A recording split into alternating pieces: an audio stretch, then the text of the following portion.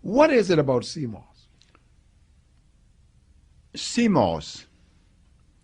SeaMoss scientifically is known as Chondrus crypsis, and it's supposed to have potassium iodide, potassium phosphate, a large percentage of calcium and magnesium. This is why I could fall on my knees on concrete right now at 78. I don't feel any pain. I fall from a standing position. SeaMoss strengthened the bones. SeaMoss strengthened the brain. SeaMoss have the power to bind radioactivity.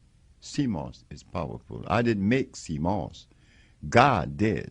I just combined SeaMoss with bladderwrack or Fucus varicosicosis, and they make a beautiful combination. How often should I take SeaMoss? Look, drink it as much as you want, all day, every day if you want to, because the more you drink, the better it is. It's cheaper by the dozen.